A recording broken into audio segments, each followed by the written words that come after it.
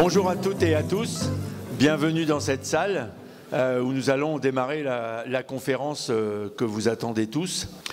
Alors, nous allons donc aborder un thème qui de plus en plus nous touche et pour lequel nous avons diverses informations. Chez certains, ils sont climato-sceptiques, chez d'autres, ils sont surtout impactés et d'autres enfin se disent qu'il va quand même falloir qu'on se bouge. Donc, tout d'abord, je tiens à remercier les intervenants qui sont ici.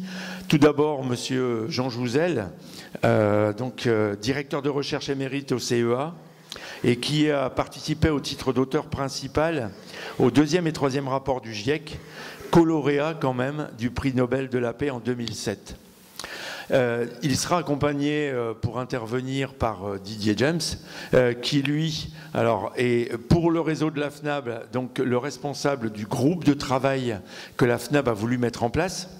Didier, il est chargé de mission agriculture, énergie, environnement à la Fédération des agriculteurs biologiques de PACA, de Provence-Alpes-Côte d'Azur, en sachant que cette région est en première ligne du changement climatique dans notre pays, hors bien sûr ce qu'on appelle l'outre-mer, pardon. Il coanime un réseau de conseils en PACA sur les aspects énergie et agriculture, l'IRAE, et il est habilité à réaliser des diagnostics de performance énergétique des exploitations par la direction départementale du territoire, notamment au niveau du Vaucluse. Alors, ce qu'il faut dire, c'est que la FNAB, évidemment, depuis de nombreuses années, s'intéresse très précisément à l'environnement. C'est l'une des raisons qui vous a conduit pour les paysans à aller dans ce modèle agricole. C'est un label qui est reconnu de qualité environnementale. Évidemment que le climat est quelque chose qui, plus ou moins, nous importe. Nous avons participé l'année dernière à la conférence, à la COP 21. Et on s'est dit qu'on ne pouvait pas en rester à ce stade-là et qu'il fallait aller plus loin. Et donc, la FNAB aujourd'hui est en train, et Didier va nous en parler, est en train de travailler sur des propositions d'action à faire valider bien sûr par la FNAB elle-même, mais on en est aux préfigurations d'un travail qui va être intensifié parce que nous ne pouvons pas rester sans agir. Déjà pour atténuer les conséquences du changement climatique, mais Jean nous en parlera plus précisément, et pour nous préparer aussi malheureusement à l'adaptation nécessaire. Donc je vais donner la parole à Didier qui va nous présenter un peu ce qu'est ce groupe de travail. Ouais, merci Raoul. Tu nous as présenté, mais tu t'es pas présenté. Et oui, voilà. Agriculteur en Picardie, vous l'avez marqué sur le PowerPoint. Référent énergie-climat, justement, pour ce groupe technique et pour la FNAB. Représentant FNAB à l'ANSES, qui est l'Agence nationale de sécurité sanitaire de l'alimentation et de l'environnement et du travail. Ouais. Et membre du comité de bassin Seine-Normandie, donc l'agence de l'eau. J'ai peut-être pas fait le tour encore. Non, mais laisse tomber, c'est bon. C'est bon.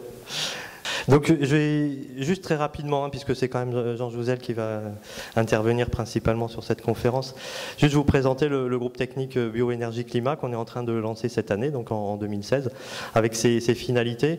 La première de ces finalités, ça va être de tenter de chiffrer un petit peu dans quelle mesure l'agriculture bio est favorable au climat.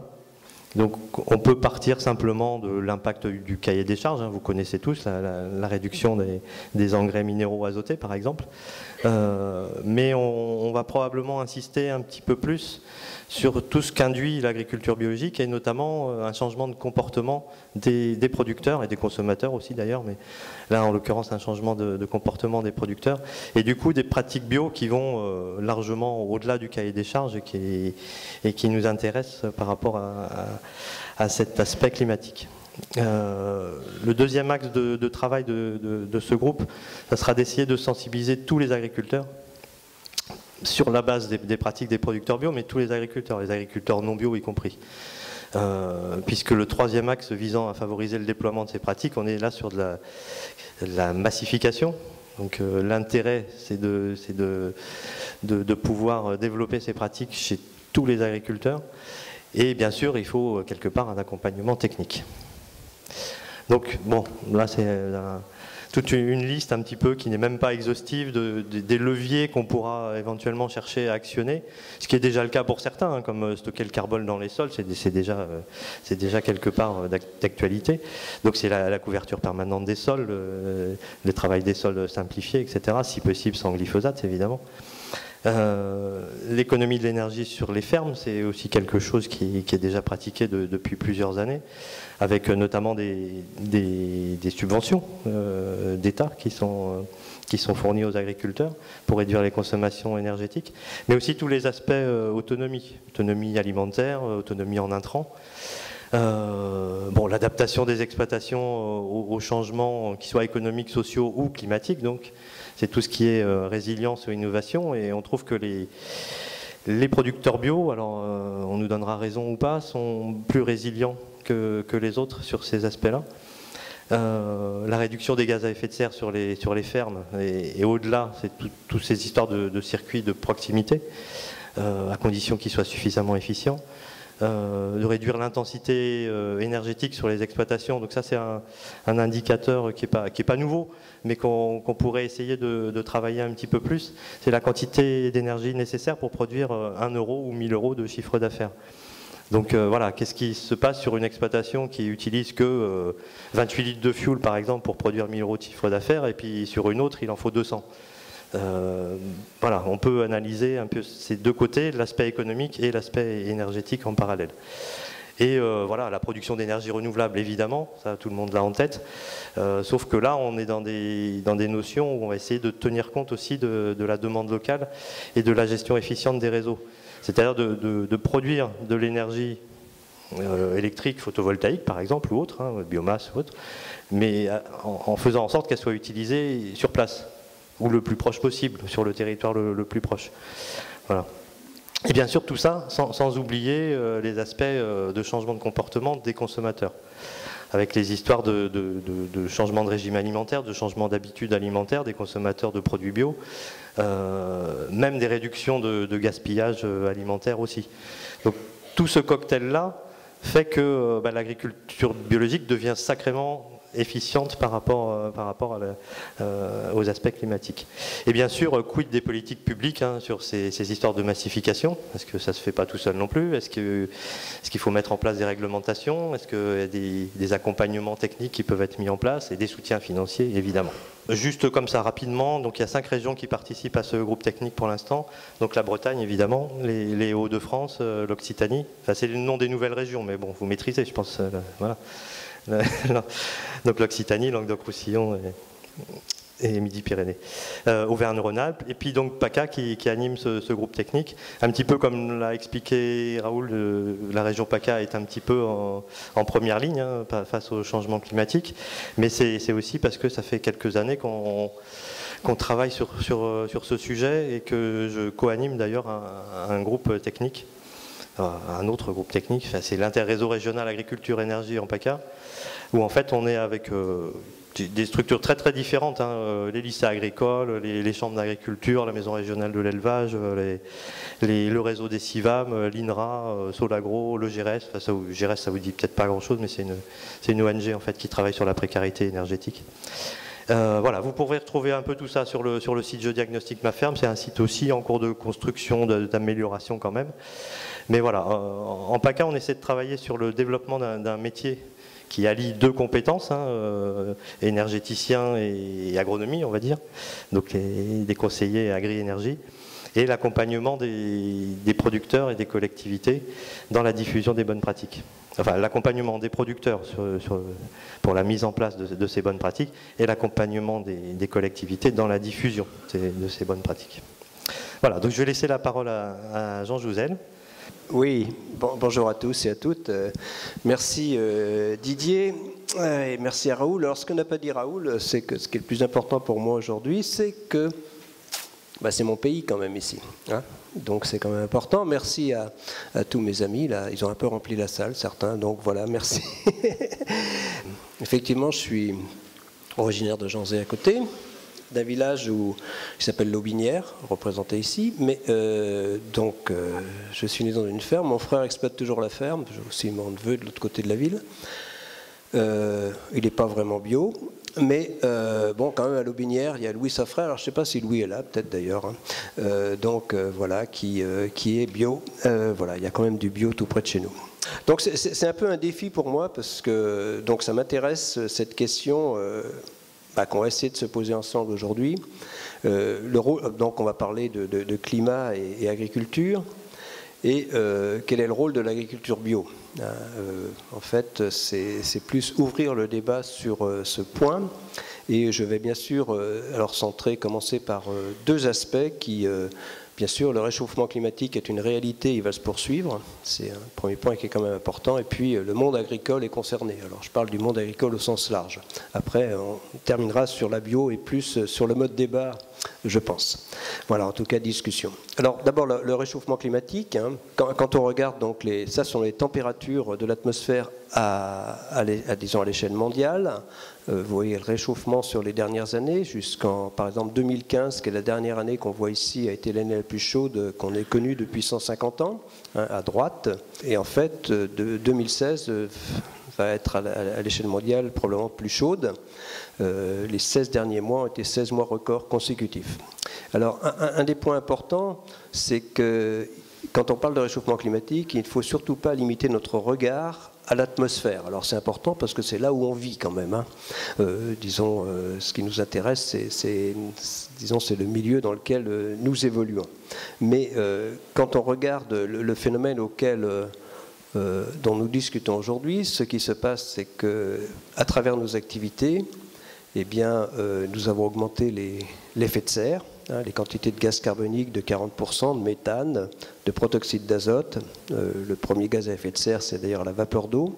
Nous l'avons augmenté et ça se traduit de façon assez simple dans cet effet de serre, enfin ces gaz à effet de serre, en gros, quand le rayonnement solaire nous vient sans trop de problèmes, ça va venir tout à l'heure, hein, donc il passe à peu près sans être absorbé, mais au retour, une fois qu'il est réfléchi, eh bien, une partie du rayonnement réfléchi est absorbée par les gaz à effet de serre. Donc plus il y a de gaz à effet de serre, plus il y a de rayonnement réfléchi qui est absorbé. Et donc l'augmentation de l'effet de serre se traduit par une augmentation de la quantité de chaleur disponible pour les systèmes climatiques. Depuis, si on regarde les 200 dernières années, en gros, on a augmenté le chauffage d'un peu plus de 1%.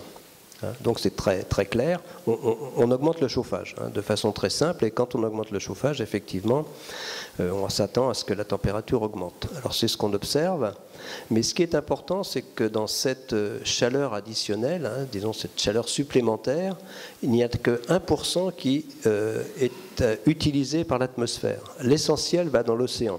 93% de cette chaleur vont dans l'océan. Donc ce qui est important si on s'intéresse au réchauffement climatique aussi, c'est de regarder ce qui se passe dans l'océan et ce qui se passe dans les glaces. Et ce qui se passe dans l'océan est vraiment extrêmement illustratif du réchauffement climatique. Le niveau de la mer augmente chaque année de 3 mm.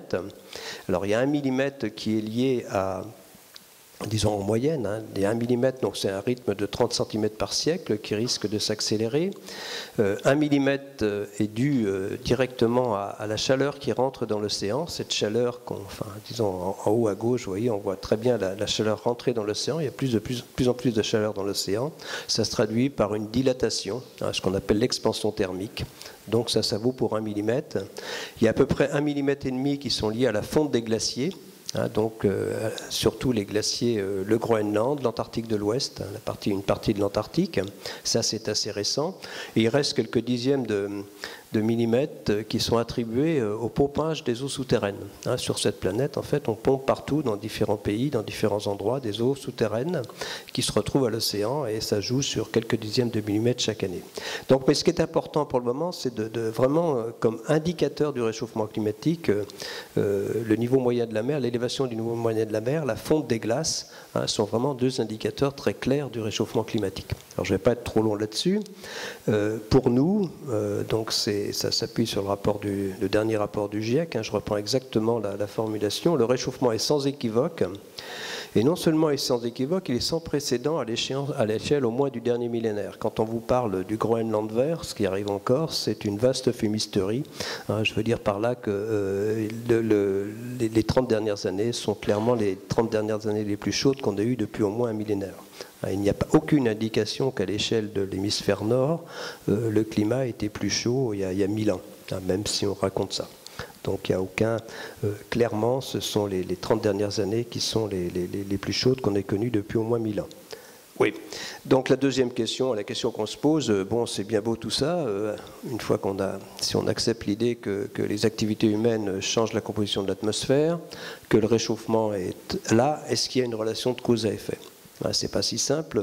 C'est légitime de se poser la question, est-ce que ce que l'on observe est déjà lié aux activités humaines ou pas ? Parce qu'en fait, il y a un réchauffement de l'ordre de 1 degré depuis le début du XXe siècle. Et on a eu des variations naturelles largement plus importantes quand on parle de la dernière période glaciaire, par exemple. Donc le diagnostic pour nous est très clair. Vous voyez, donc on regarde sur les 70 dernières années, le réchauffement observé, c'est à peu près, depuis les années 50, à peu près à 2/3 de degré. On expliquerait par l'augmentation de l'effet de serre plutôt un réchauffement de 1 degré en vert. Et en fait, par nos activités, il y a on joue aussi sur le climat d'une autre façon, plutôt de refroidissement, c'est la pollution, au sens trivial du terme, la pollution automobile, la pollution industrielle, la pollution urbaine. Disons, une atmosphère polluée est moins transparente au rayonnement solaire, et surtout, on a dans cette atmosphère polluée des noyaux de condensation, enfin des aérosols qui forment des noyaux de condensation dans les nuages, qui changent les propriétés des nuages et qui contribuent plutôt à un léger refroidissement, qu'on estime à 3/10 de degré. Et en fait, vous voyez, les activités humaines expliquent de façon tout à fait... vraiment, disons en tout cas c'est le même ordre de grandeur, explique tout à fait le réchauffement que l'on observe, alors que les causes naturelles du réchauffement climatique, on parle d'activité solaire, de volcans, ne pourraient expliquer qu'1/10 de degré. C'est quand même très clair, on a tous les arguments pour montrer que le réchauffement climatique, une large part du réchauffement climatique est déjà due aux activités humaines. Nous sommes vraiment dans un monde dont nous modifions le climat de façon quasi certaine, à plus de 95 chances sur 100. Alors vers quoi on va ? En gros, vers quoi on va, c'est malheureusement le bon sens. Le bon sens nous dit que plus on va émettre de gaz à effet de serre, plus on va aller vers des réchauffements importants. C'est ce que nous disent les modèles. Je vais d'abord commenter ce qu'on met ici, le scénario émetteur. Un scénario émetteur, dont vous voyez à gauche, donc j'espère que vous voyez à peu près disons en jaune, avec une valeur moyenne en rouge, le trait rouge, on va vers des réchauffements de 4 à 5 degrés à la fin du siècle. C'est énorme. Donc quand on regarde la dernière période glaciaire, elle était 4 à 5 degrés plus froide qu'aujourd'hui, mais ça a mis entre 5 et 10 000 ans pour passer de cette période au climat actuel. Là, on parle d'un réchauffement climatique à l'échelle du séculaire, du siècle à venir. Quand on parle de la fin du siècle, les jeunes qui sont dans cette salle, certains seront encore là, certainement. Et puis, vous voyez, le climat n'est pas stabilisé. Dans cette hypothèse, on peut aussi aller vers 6 à 8 degrés à la fin du siècle prochain. Donc, quand on regarde les conséquences, alors à droite, il y a toute une série de conséquences, en fait, que je vais commenter. Alors d'abord, le réchauffement climatique, vous voyez la map monde, il n'est pas homogène, il est plus important dans les hautes latitudes, dans l'Arctique, c'est déjà ce qu'on observe. Il est un peu moins important sur l'océan. Quand on parle de 4 à 5 degrés, il est un peu plus important sur les continents que la valeur moyenne. Les conséquences, donc vous voyez, on parle en fait, il y a des échelles de conséquences, il y a 5 catégories, indétectable, moyen, élevé, très élevé. Évidemment, un réchauffement vers 4-5 degrés, quelle que soit la catégorie de conséquences, les effets sont importants. Alors de quoi on parle ? Voilà les 5 catégories. En gros, si rien n'est fait pour lutter contre le réchauffement climatique, tous les voyants sont au rouge. Dans tous les domaines où que l'on regarde, les conséquences sont importantes. Alors, c'est quelles conséquences ? Dans la première catégorie, je vais aller assez rapidement parce que je vais surtout parler de l'agriculture, il y a l'acidification de l'océan, les récifs coralliens. Donc, l'acidification de l'océan, c'est le fait que le gaz carbonique qui rentre dans l'océan, il y en a à peu près le quart des émissions chaque année, et de façon très claire un acide faible. Et donc l'océan est 30% plus acide actuellement qu'il n'était au début du siècle dernier. Et dans le cas d'un scénario émetteur, ce serait 2 fois plus acide à la fin de ce siècle, avec des conséquences. Alors c'est pas très acide, mais ça joue quand même sur la capacité sur tout ce qui se forme à partir de calcite, que ce soit les coquilles, les coquillages qu'on aime bien, des huîtres, des moules, ou bien les récifs coralliens. C'est quand même, donc il y a des conséquences sur les récifs coralliens qui sont mis à mal, et aussi sur les ressources halieutiques. Donc les extrêmes climatiques, sécheresse, inondations, canicules, cyclones, de façon assez rapide, en gros, les extrêmes deviendront plus extrêmes. On pourra en reparler après. La troisième catégorie, ce sont les populations. C'est important quand on regarde vers nous. Donc, il y a vraiment des populations qui sont plus vulnérables. On va parler du Proche-Orient, du Maghreb, avec effectivement ces aspects liés aux réfugiés climatiques. C'est toujours difficile de faire la part, mais il y a vraiment des régions où les gens ne pourront plus vivre.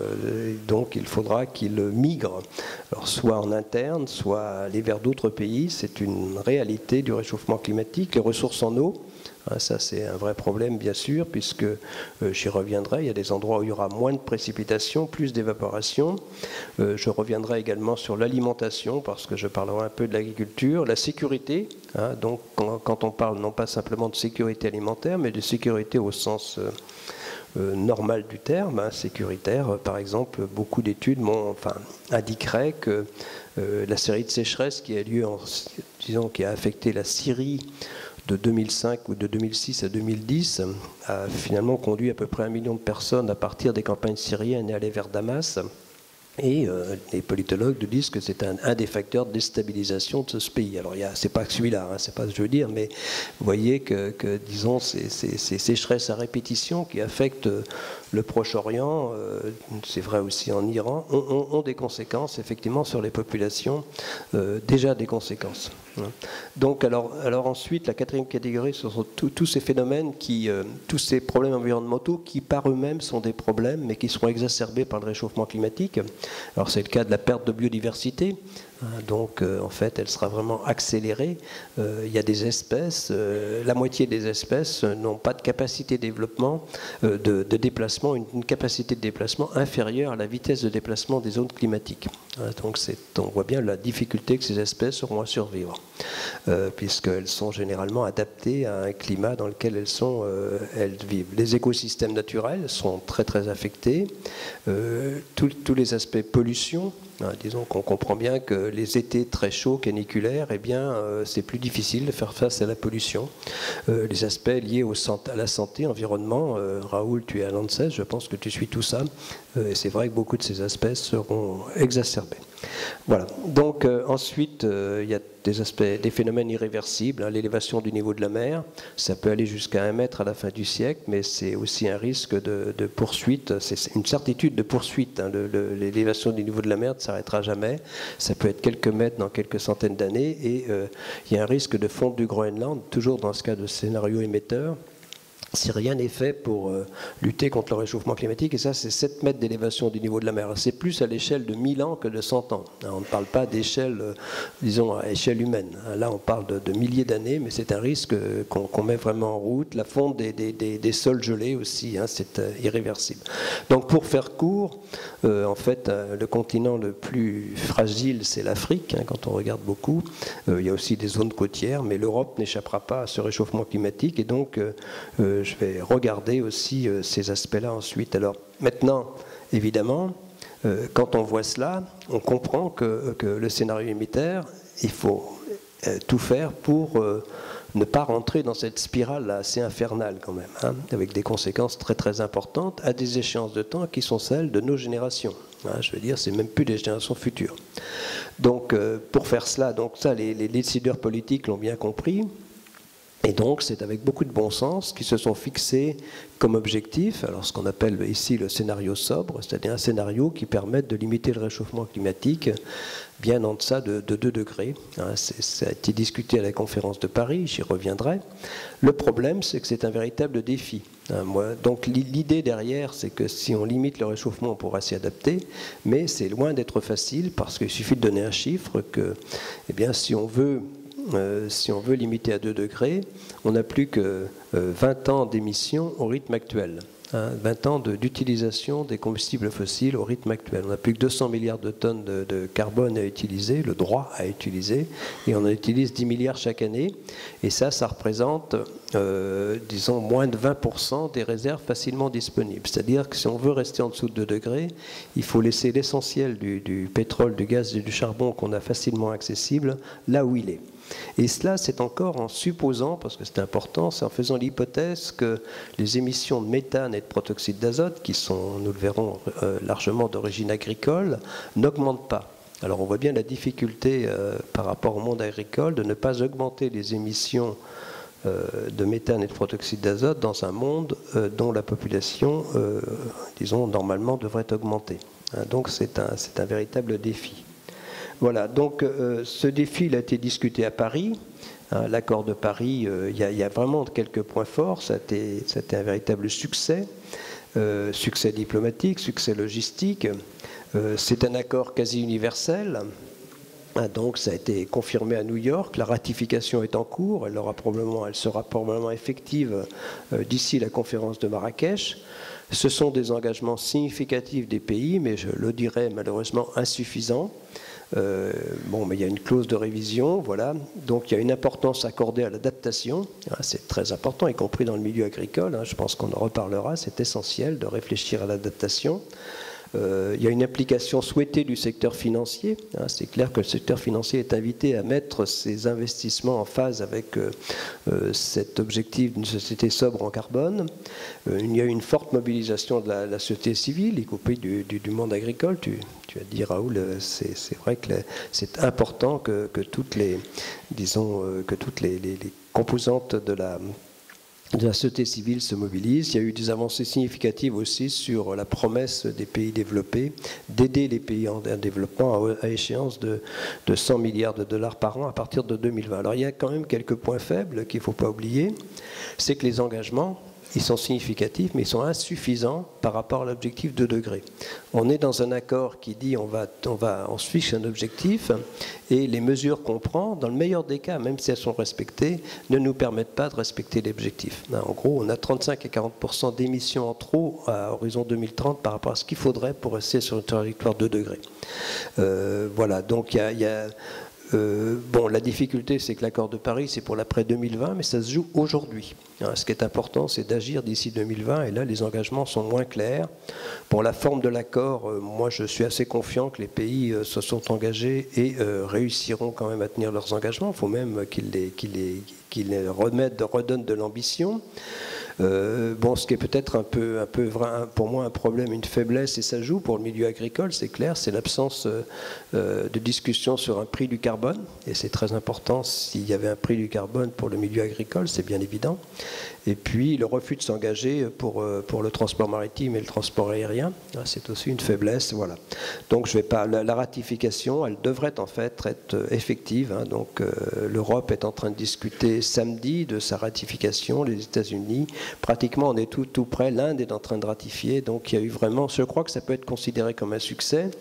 Et je redis qu'en fait ce fossé qui est entre ce qu'on doit faire, ce qu'on devrait faire et ce qu'on se promet de faire, ça ne vient pas de l'accord de Paris, c'est parce qu'on n'a rien fait après l'accord de Kyoto, c'est parce qu'on n'a rien fait depuis 20 ans. Donc c'est ce qu'on pouvait espérer vraiment de mieux à Paris. Alors maintenant, le deuxième point, donc le monde agricole est concerné. Donc il est concerné au niveau des émissions. Là je parle des émissions au niveau mondial. C'est en gros à peu près 25% des émissions, un quart. Donc essentiellement, donc je montre là peut-être c'est plus clair. Donc voilà la répartition des émissions par secteur. Donc les 3 principaux gaz à effet de serre que nos activités émettent dans l'atmosphère. Il y en a aussi beaucoup d'autres, mais qui sont en quantité moins importante ou moins efficace. Donc là, vous voyez que il y a les 3 gaz à effet de serre les plus importants, donc pour le méthane, pour le protoxyde d'azote, et dans les 2 cas, on a 80 et 85% qui sont liés à sylviculture et agriculture. Pour les gaz carboniques, donc évidemment, le machinisme agricole, l'utilisation de l'énergie, ça joue plutôt pour 3%. Globalement, en France, ça dépend des régions. Hein. J'ai fait beaucoup de conférences dans les régions ici. J'avais été marqué, par exemple, le pays de Fougères, le milieu agricole, l'agriculture, c'est jusqu'à entre 40 et 50%, parce que c'est très, très agricole. Ça dépend évidemment des régions où vous êtes et des plans climat que vous regardez. Il y a certaines communautés de communes ou certains plans climat dans lesquels on voit une contribution de l'agriculture ici jusqu'à plus de 40%. Mais en moyenne française, c'est plutôt entre 20 et 20, enfin autour de 20%. C'est ça qu'il faut retenir, mais c'est quand même important. Alors, bon, des choses dont vous êtes tout à fait familier, c'est pas la peine de vous dire que le climat a un effet sur les prix agricoles. Je vais pas détailler, hein, il suffit de regarder l'histoire récente. Il suffit qu'il y ait une sécheresse au bout du monde pour que les prix, vous en ayez les bénéfices, et l'inverse, il suffit que ce soit très productif et sans problème dans d'autres pays pour qu'il y ait surproduction. Donc on voit bien ce lien. Alors je ne parle pas de changement climatique simplement, mais de climat. Le lien entre climat et prix agricole est très clair, très bien établi. Je ne vais pas commenter. Alors maintenant, je me place au milieu.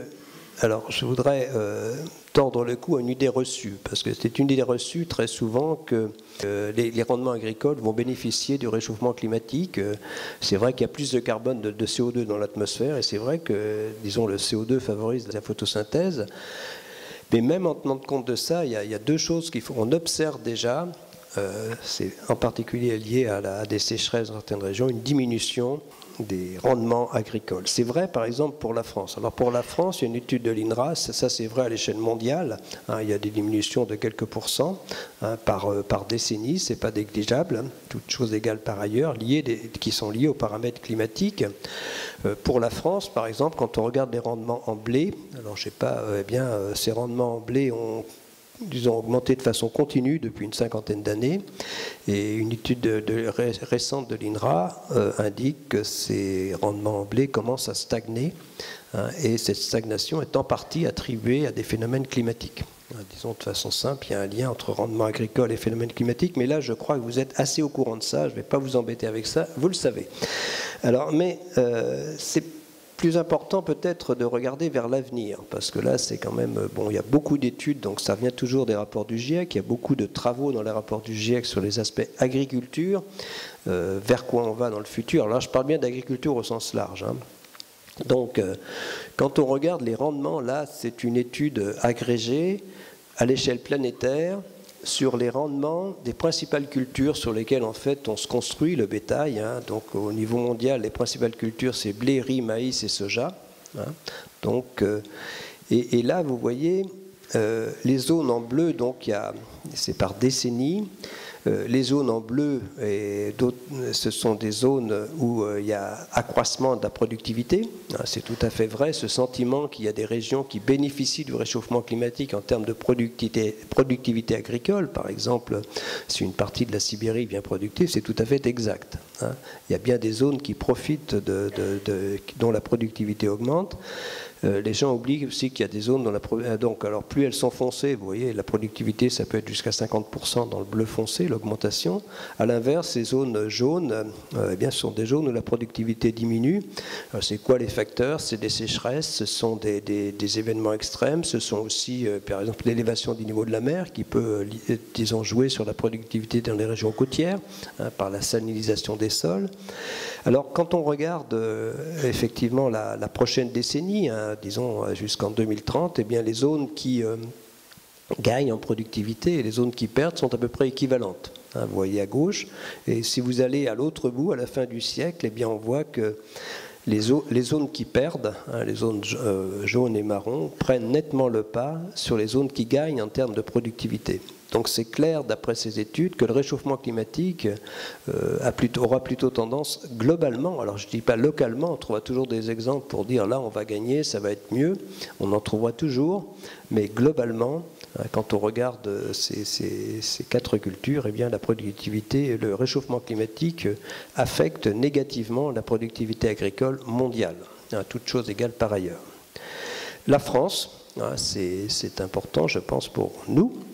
Donc d'abord le réchauffement climatique, la France n'y échappe pas. Vous voyez, on a aussi des scénarios émetteurs, des réchauffements de 4-5 degrés, un peu moins important sur l'ouest de la France, plus important sur, je suis navré Didier, mais c'est plus important sur le sud-est. Donc, bon voilà.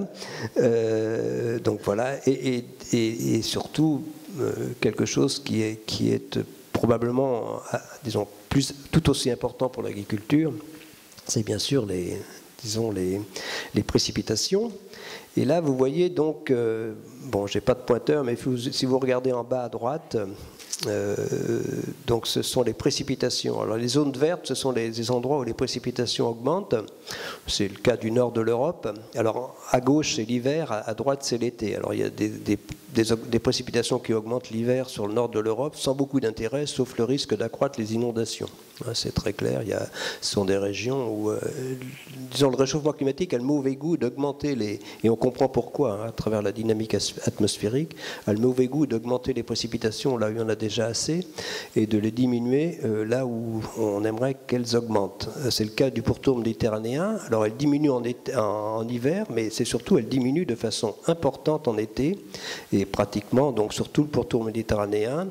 Et ça affecte le sud de la France, mais aussi l'ensemble de la France, avec des risques de diminution de précipitations qui peuvent aller jusqu'à 30-40%.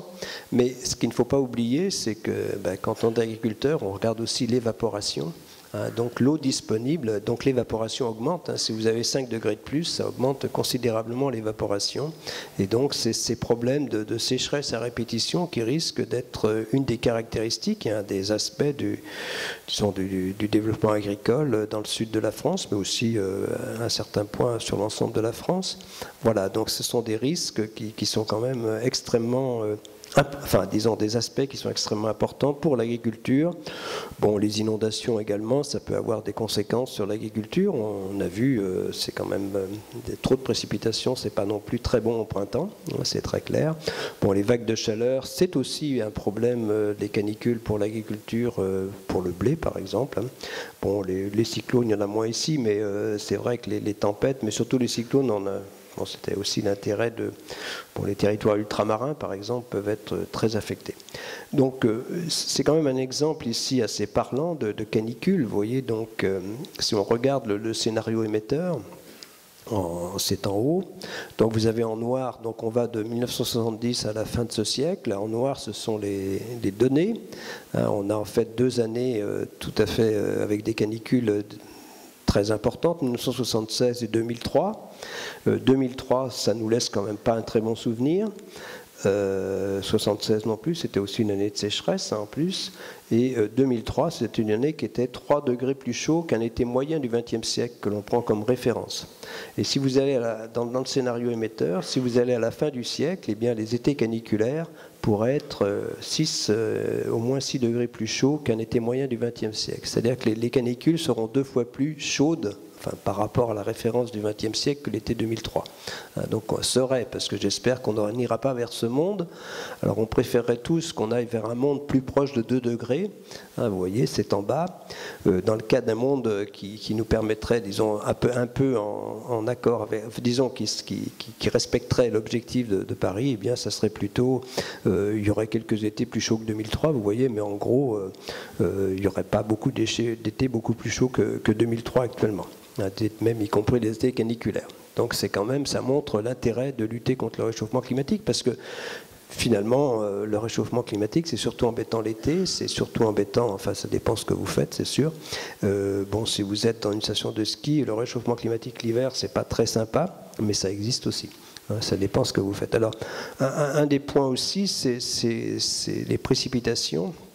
Donc j'ai été responsable de toute une série de rapports sur le climat en France au XXIe siècle, donc avec des collègues. Par exemple, un des points qu'on a vu, mais c'est surtout marquant en fait, c'est l'hiver, c'est les précipitations d'hiver, c'est ça. Et quand on regarde les précipitations d'hiver, quand on le regarde par exemple en bas à gauche, eh bien on a toute cette partie bleu foncé où il y a plus de précipitations. Et ça, c'est une des caractéristiques qu'on a vécu certains hivers, donc en particulier, je crois que c'est l'hiver il y a 2 ans. Donc, où effectivement, si vous avez un hiver très doux avec des perturbations qui viennent de l'océan, c'est quand même le cas à répétition, hein, eh bien, on a des hivers extrêmement pluvieux sur toute la côte atlantique. Donc ça, ce sont des problèmes. Alors, du côté de la Méditerranée, les problèmes sont d'un autre ordre, c'est plus ce qu'on appelle les événements cévenols, hein, et on se pose aussi des questions sur l'intensification des événements cévenols. Mais on voit bien cette difficulté, bon, ce n'est pas assez là qu'on entend parler de Messac et de Guipry, mais bon, à part ça, voilà, et de Redon. Hein, donc c'est des inondations en Bretagne qui sont pas non plus très agréables, mais qui ne touchent pas forcément trop le milieu agricole dans ce cas-là. Mais cet excès de précipitation l'hiver est aussi un des risques du réchauffement climatique, au moins sur la façade ouest. Bon, voilà, je suis... je ne sais pas si on se retrouvera, mais je suis dans un comité scientifique de Seine-Normandie et c'est assez terrible parce que donc il y a eu ces inondations, disons du bassin de la Seine, du Loing, de façon exceptionnelle début juin. Ça c'est tout à fait exceptionnel. On est plutôt habitué à des inondations hivernales quand on regarde 1910. Et en fait, le véritable problème de la France, quand on parle par exemple l'agence Seine-Normandie, le véritable problème auquel on aura à faire face, il y a des risques de plus d'inondations, hein, de précipitations importantes comme ça, l'intensification des précipitations augmente, et ça a des conséquences sur le milieu agricole, parce que le lendemain j'étais avec Xavier Belin, je peux vous dire qu'il avait... Bon, c'était quand même dans ces régions, le milieu agricole a été très très affecté par ces inondations, hein, donc c'était des régions, enfin l'Orléanais et tout cela, et vous voyez, le vrai problème, c'est quand même la diminution des débits des cours d'eau et des précipitations à échéance ici c'est je crois 2050, hein, voilà, 2046, un peu après 2050, c'est largement, il y a, voilà, les zones jaunes, rouges, c'est plutôt une diminution du débit des rivières, hein, c'est aussi l'évaporation qui compte, hein, l'évapotranspiration, mais globalement, le problème auquel on fait face, on risque de faire face, bien sûr, des inondations de temps en temps, trop de précipitations, mais aussi la toile de fond, c'est plutôt des sécheresses à répétition que j'ai déjà évoquées. Alors, évidemment, l'agriculture au sens large ne reste quand même pas les bras ballants par rapport à ce problème. Alors, je pense important, pour moi, il y a trois volets. Je parle souvent, j'étais au comice agricole de Saint-Aubin-du-Cormier il y a quelques semaines, hein, disons fin juin. Donc, je m'arrive souvent d'intervenir dans le milieu agricole. Et donc, je pense important de dire que pour le monde agricole, les trois volets du changement climatique sont présents, c'est-à-dire, disons, en gros, le monde agricole contribue au problème, il en est affecté. C'est très clair, les conséquences du changement climatique sur la productivité agricole est très claire. Il en est affecté, il devra s'adapter, mais il est aussi, bien sûr, riche d'opportunités et de solutions. C'est bien ça qu'il faut voir.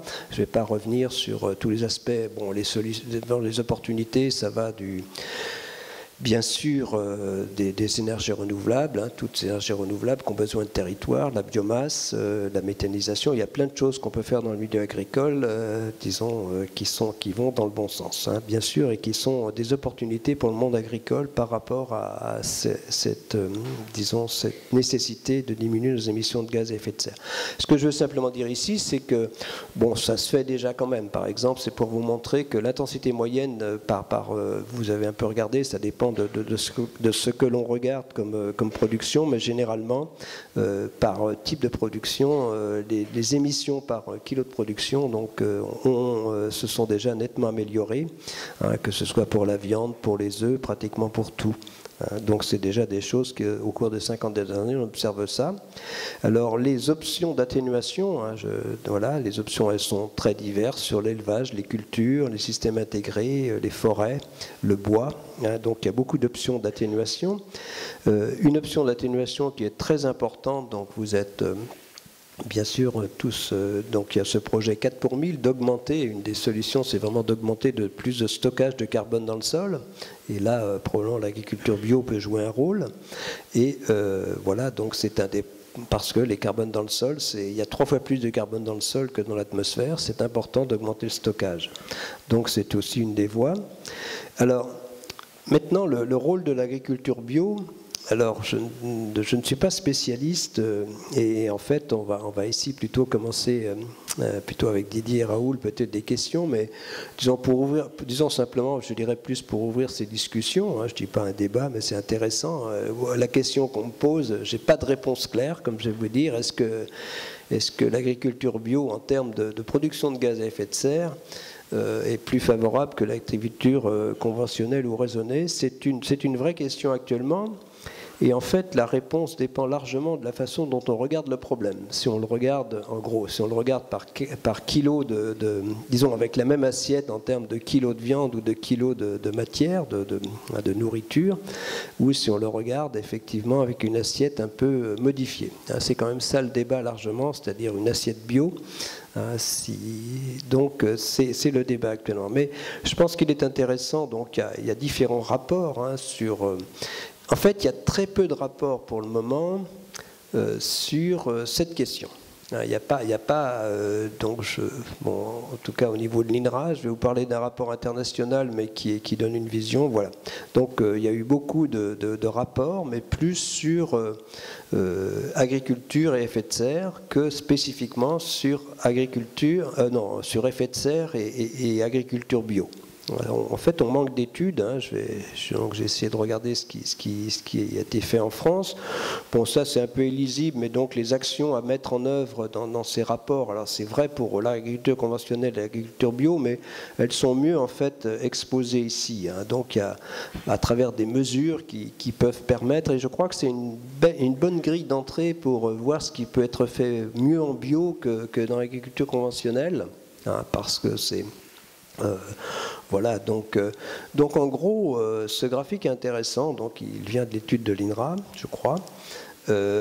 Donc vous voyez, donc, quand vous partez de la gauche, ce sont, disons, c'est ce que vous pouvez, donc en échelle, disons, de gauche à droite, l'échelle, c'est ce qu'on peut gagner en termes de gaz à effet de serre. Et puis, disons, dans l'autre axe, disons, du haut vers le bas, si c'est en bas, ce sont en fait, vous gagnez de l'argent et vous gagnez de l'effet de serre, donc ça ne vous coûte rien. Donc, c'est le cas, si vous faites des économies d'énergie, on comprend bien qu'on émet moins de CO2 et en plus on gagne de l'argent. Donc, c'est le premier cas, vous voyez, vous comprenez bien. D'autres, on gagne effectivement sur l'effet de serre, sur les émissions, mais il faut investir. Donc c'est un peu ça, donc c'est pas très grave, mais vous voyez, ça permet d'énumérer, je crois, toutes les, enfin disons les principales actions qui peuvent être entreprises, qui peuvent être mises en œuvre pour diminuer les émissions de gaz à effet de serre en agriculture. Alors je veux dire, ça vaut pour tout type d'agriculture. C'est là qu'il faut regarder ce qui s'applique mieux en bio. C'est ça qui est important. Les économies d'énergie, vous voyez, la gestion des prairies, donc c'est probablement plus facile en bio. L'alimentation protéique, donc la fertilisation, c'est important. Le fait qu'il y ait moins de fertilisation en bio est effectivement un des points, moins d'intrants est un des points importants dans ce débat, dans cette discussion. Le fait de mettre des légumineuses, alors le labour, 1 an sur 5, donc voilà, disons la gestion sans labour peut jouer un rôle important. Disons que l'agroforesterie et les haies, mais on peut aussi avoir des haies dans une agriculture conventionnelle, même si c'est moins fréquent, mais je veux dire, c'est tout ça qui est intéressant. L'utilisation d'additifs, de lipides, l'implantation de couverts, donc voilà, tout ça, ce sont des approches pour diminuer les émissions de gaz à effet de serre dans l'agriculture. Alors j'ai effectivement regardé un rapport international, ça vient de... Alors il est bon, voilà, donc c'est un rapport de l'Agence alimentaire suédoise. Donc la présentation qui en a été faite est plutôt dans un autre document, mais j'ai simplement plus de tableau. Si vous regardez climat, donc vous voyez, vous avez donc c'est une comparaison, c'est la seule que j'ai trouvée, donc entre bio et non bio pour l'effet de serre. Donc il faudra en regarder d'autres, il y en a probablement d'autres, mais vous voyez quand c'est en jaune, c'est que ça n'a pas aucun avantage. C'est par kilo de matière. Alors le problème c'est toujours pareil, c'est par kilo de matière produite, par kilo de viande produite, donc ça ne tient pas compte donc vous voyez le lait, donc généralement sur l'aspect climat, donc c'est mieux pour le poisson, pour le bio, mais c'est moins bien, alors les veggies, c'est moins bien pour les poulets. Évidemment, on retrouve là où le bio est évidemment gagnant sur pratiquement tous les aspects, c'est l'écotoxicité, c'est-à-dire ce pourquoi on fait du bio, en fait. Mais vous voyez, dans ces études, il n'y a pas un avantage très clair du bio par rapport au conventionnel en termes d'émissions de gaz à effet de serre. Je le redis, si on parle en kilos produits de matière ou de viande. Alors après, j'ai regardé des études. Alors effectivement, donc Cyrielle Denartigue, alors le réseau Action Climat est extrêmement actif sur ces aspects. Je connais très bien, je suis très proche d'eux.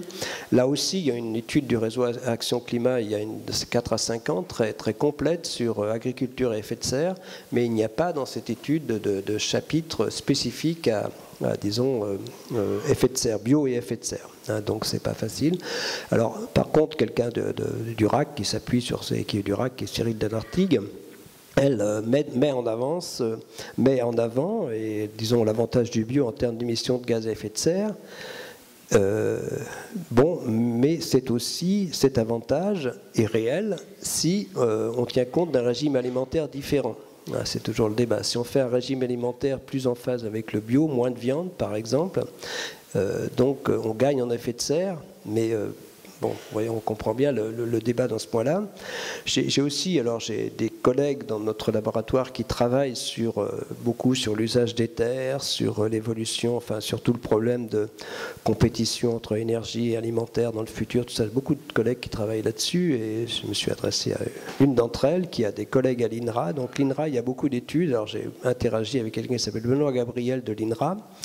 Alors lui aussi, donc il a regardé. Donc il y a un rapport de l'INRA aussi, donc il redit qu'il n'y a pas vraiment de rapport, enfin il n'y a pas de vrai, voilà, lui il utilise le terme de bilan mitigé parce que donc en gros, bon bien sûr il faut tenir compte des intrants, des déplacements, mais pour le moment il est plutôt 50-50 si on part effectivement du kilo de matière produite. C'est tout le débat d'ailleurs me semble-t-il. Sans changement du régime alimentaire. Si on ne change pas le régime alimentaire, c'est un peu comme l'étude suédoise, il n'y a pas d'avantage décisif en termes d'émissions de gaz à effet de serre du bio par rapport au non conventionnel. Alors on peut après, il faut tout à fait... Bon, en gros, là où on gagne, c'est sur les intrants, sur le protoxyde d'azote, quand même tout ça, mais même en prenant en compte ça, il n'y a pas d'étude assez claire. D'où l'intérêt, et là je vais repasser la parole à Didier et à Raoul, et je vais terminer là, c'est d'où l'intérêt de réfléchir à ça, parce que Raoul nous a fait part, ou Didier nous a fait part d'une étude sur Provence-Côte d'Azur. Tu vas peut-être en parler parce que c'est intéressant. Et je pense que c'est intéressant à partir de ça, de commencer à discuter. Moi, je veux bien vous répondre à toutes les questions bien sûr, sur agriculture, changement climatique, mais voilà. Donc, je te repasse la parole, Raoul. Donc je ne vais pas préparer de diapo, c'est juste très synthétique ce que je vais vous dire. Mais Climagris, c'est simplement un bilan des émissions de gaz à effet de serre sur un territoire. Ça peut être un pays, une communauté de communes. Là, en l'occurrence, on l'a fait sur la région PACA, avec la Chambre et le GRS, l'ONG dont je parlais tout à l'heure. Donc sur cette étude, on rentre des données culture par culture. Donc là, on a rentré des données sur l'agriculture conventionnelle en blé tendre, sur les carottes en bio et en conventionnel, etc. Et sur cet état des lieux, on fait des simulations. Donc en PACA, comme on avait à l'époque, parce que maintenant on a 18% de la SAU qui est en bio, à l'époque on avait 15%, et on s'est dit qu'est-ce que ça donne si on double la surface en agriculture bio, toujours en gardant les chiffres de base. On a évidemment supprimer tout ce qui est engrais minéraux de synthèse, on a supprimé les phytos évidemment, on a augmenté un petit peu les consommations de CO2, de carburant en tout cas, et d'émissions de CO2 liées au passage au désherbage mécanique, puisqu'on a beaucoup de viticulture, d'arboriculture en PACA. Donc le désherbage sous le rang mécanique à la place d'utilisation d'un désherbant. On a baissé les rendements, parce qu'effectivement, il y a quand même, au moment de la conversion, ça ne se voit pas forcément tout de suite, mais il y a quand même une baisse de rendement, puis ça se stabilise après. Et on a abouti à quelque chose qui ne va pas vous sembler forcément énorme, hein, c'est un petit peu moins de 3% d'émissions de gaz à effet de serre en moins. Donc on a rajouté en PACA grosso modo 200 000 hectares en bio, quoi, voilà. De manière artificielle, mais on y va quand même, hein, puisqu'on était à 15%, on passe à 18%, on n'est pas loin des 30%, on y arrive, quoi, en tout cas. Sur ce travail-là, on se rend compte que on calcule aussi un potentiel nourricier de l'agriculture. Donc effectivement, comme il y a des baisses de rendement, on nourrit un petit peu moins la population. Sauf que en PACA, on est excédentaire en fruits et légumes et en vin. Bon, voilà. Je ne sais pas si on va nourrir beaucoup la population en vin, mais en tout cas, on est excédentaire.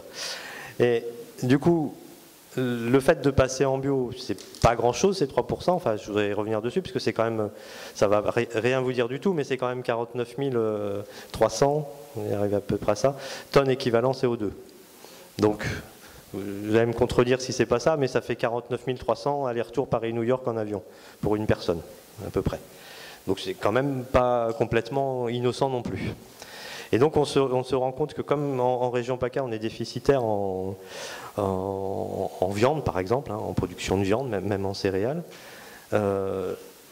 si on rajoute à la bio, et si on fait un cocktail en fait, on rajoute à la bio un changement de régime alimentaire, donc avec un petit peu moins de viande et un peu plus de légumes, comme on est excédentaire en légumes, ben on se rend compte qu'au niveau potentiel nourricier, on équilibre très bien les choses et que quelque part, on s'en sort pas trop mal.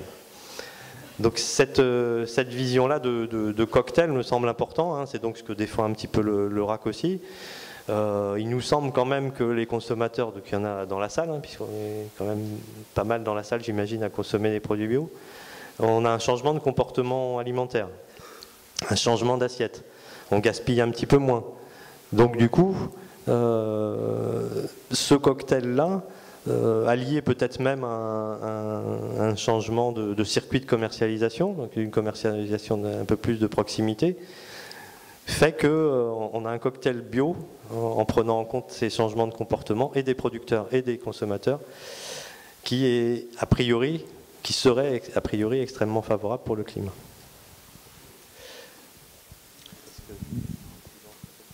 On va laisser la parole à la salle, hein, je pense que c'est le moment. Allez-y, donc vous pouvez lever la main et on va vous passer le micro pour que vous puissiez poser les questions qui vous importent.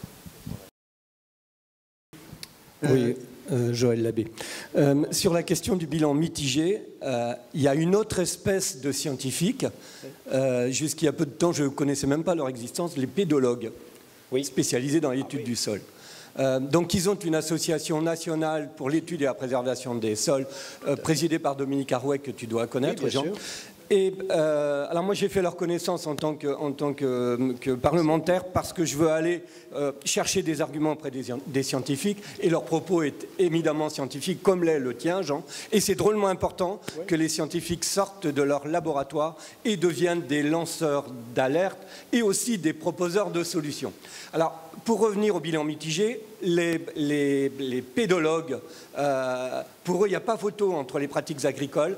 La qualité du sol vivant, riche en matière organique, riche en biomasse du fait de la biodiversité. Alors, il nous cite, alors moi je ne vais pas jouer de la science, je l'ai appris dans les 2 années passées, que dans une poignée de terres riches et fertiles, il y a plus de micro-organismes que d'habitants sur la planète, par exemple. Mais que les sols, au fil du temps, ont perdu 30% de leur capacité naturelle, pour ce qui est de la fertilité d'une part, mais aussi leur capacité à capter le carbone. Et les pratiques de l'agriculture bio et des agricultures alternatives doivent y remédier, mais vous le savez, alors c'est pas moi qui vais vous l'apprendre, la matière organique, l'humus, la fertilisation par des éléments organiques. D'ailleurs, une des solutions idéales s'il y en avait, c'est le retour par territoire à la polyculture élevage. Le côté solution énergétique, par la méthanisation par exemple, ça peut être une des solutions, mais ce n'est pas la panacée parce que depuis tout temps par le passé, on disait que le fumier, c'est l'or du paysan. eh bien toutes ces déjections animales qui sont, on ne sait plus qu'en faire et qui sont excédentaires, si on rééquilibre, et au contraire, elles ne s'en aillent pas en gaz, mais elles servent à reconstituer le côté vivant et fertile du sol, eh bien ce sera une réponse. Et pour moi, enfin maintenant que j'ai travaillé sur ces sujets, l'agriculture biologique bien menée, lorsqu'on parlait par exemple des haies, si on parle de grandes cultures, il faut absolument en agriculture biologique réimplanter des haies. Pour ceux qui le connaissent, il y a le gars du GAEC Ursule qui en fait une brillante démonstration avec la présence justement des insectes auxiliaires qui sont des réponses. Alors sur la perte des 30%, il y a eu le tassement par les gros engins agricoles, le lessivage du fait de supprimer les haies et les talus, une part de stérilisation par les engrais minéraux et par les pesticides. Et alors, sur la question des pesticides, c'est extraordinaire dans le très mauvais sens du terme de l'impact, parce qu'on parle des abeilles, qui sont sentinelles et révélateurs, mais sur les micro-organismes du sol, sur les vers de terre, donc sur les taupes, sur tout ce qui fait la vie du sol, leur impact est terrible, terrible. Alors, je vais en finir d'abord. Pour moi, c'est aussi des raisons véritablement de défendre, non pas par idéologie, mais par souci des générations futures, de défendre l'agriculture biologique sur le territoire.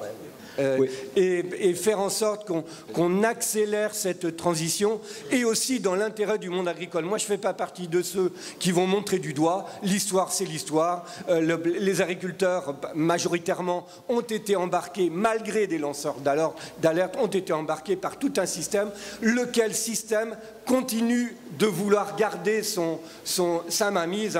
Je veux parler du gros syndicat agricole, des firmes, des grosses coopératives, de tout un système qui a de l'influence aussi sur le monde politique, parce que je m'en rends compte directement sur les grands partis politiques. Pour nous, les politiques, ça, il faut qu'on s'écarte de ça et qu'on joue véritablement notre rôle et notre responsabilité. Voilà. Et un mot pour finir, parce que j'aime bien les bons mots. Dans un catalogue de la préservation des sols, je ne sais pas qui en est l'auteur, mais qui dit ceci: la vie fait le sol et le sol fait la vie. Voilà. Merci.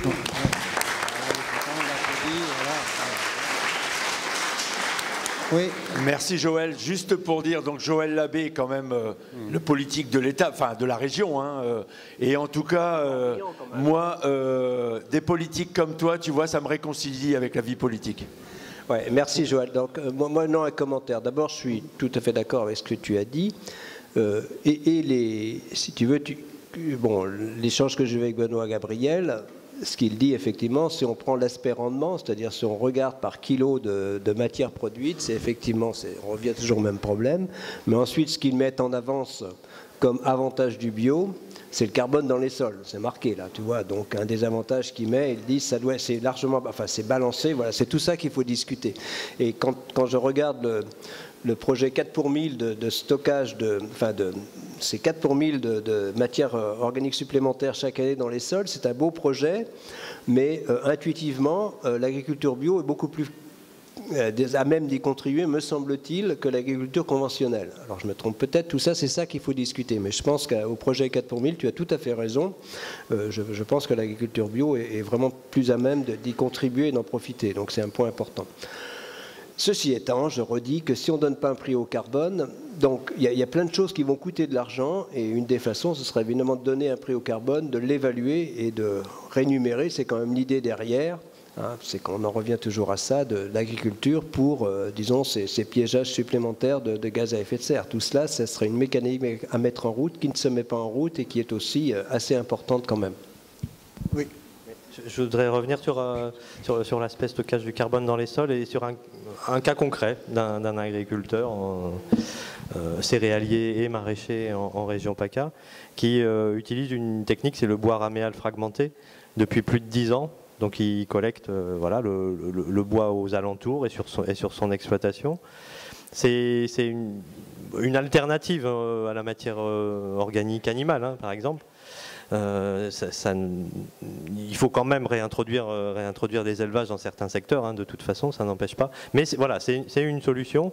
Depuis 10 ans, il a augmenté son sol en hauteur de 20 cm par rapport aux sols voisins qui sont conventionnels, hein, voilà, et qui n'ont pas cette pratique-là. Il est passé de 1% à 3% de taux de matière organique sur son sol.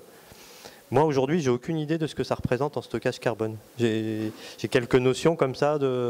Si M. Jean Jouzel, vous pouvez nous le dire.